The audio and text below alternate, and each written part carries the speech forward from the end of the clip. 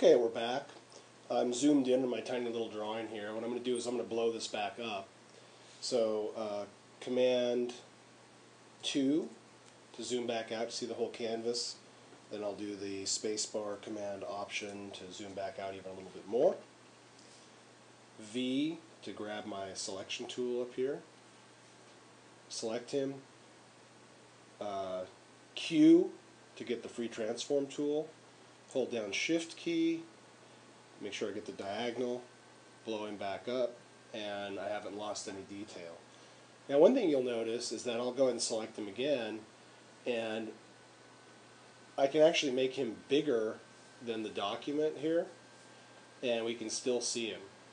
And that becomes useful if you're doing some animation and you wanted to pan this character across the stage or zoom in or out on them. That's why you can see it out there. So the next thing I'm going to do is I'll just show you undo, edit, undo, and you've got multiple undos in Flash. Edit, undo. The keyboard shortcut for that is Command Z, which is what I use all the time. So let's go down and check out the timeline now. We've got layer 1. We have one keyframe here that has a drawing in it. We have an eyeball key, which turns the visibility on and off. We have a lock, which makes it so that we can no longer draw anything or do anything to that layer temporarily, which is a very nice thing to have.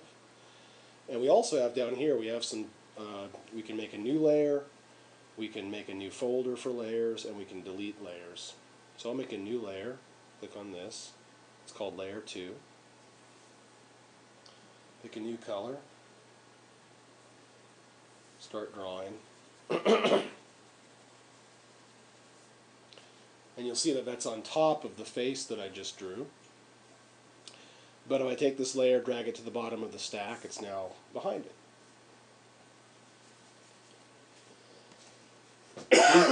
Excuse me. So what I'll do is I will, the third box, the third column over here is for outlines, and that can be handy because it takes your solid color and turns it into an outline. And so I'll also lock this layer so I don't accidentally do it, and also rename the layer. You rename a layer by double clicking on the layer and just typing a new name. Color 1. And now, and these colors here, by the way, control the color of the outlines. So that green is fine. So on this color layer, I want to use the eyedropper now. Eyedropper. And I can select that color to get that color back there. I already had it, so I didn't really need to use the eyedropper. But get the brush again. And here I think what I'll do is I'll get the selection tool and I'll get rid of all this stuff that I just made. Delete it. Get the brush again, and I'll just make a quick outline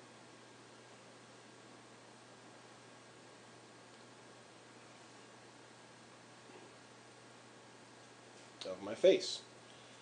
Now I'll turn this off, the top layer, so I just see the outline I just drew. Now, when I have the use pressure on, sometimes it'll make a really thin line and the line will even disappear, so I have to go back and manually fill that up if I want to fill it. Because a lot of times if I go to use this now, it worked anyway, it was there. But if, for instance, I erase here, it won't let me fill that area. So what I'll do is go back and just manually close that up. Then I can go and fill it with the paint bucket. Turn this back on, turn the outlines off.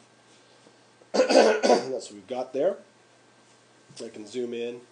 If I want to clean this drawing up a little bit, I can, with this line locked, I can go to the color layer, grab the eraser, which is right here, and just clean that excess off. And you can see it looks like I'm erasing the line, but I'm not, because it's locked.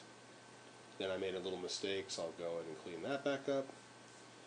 Eraser E is the shortcut. Just go around like that.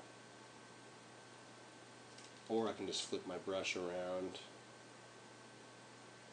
With that smaller brush, I'm just going in and cleaning up my drawing here.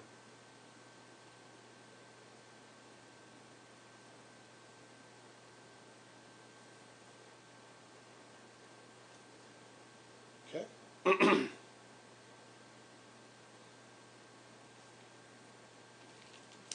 If I want to change his color, selection tool, click on it, the shape is selected, just pick a new color.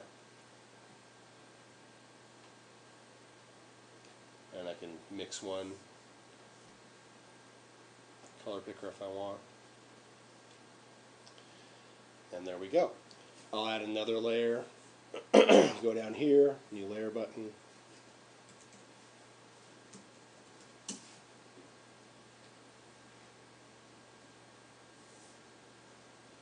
B for brush.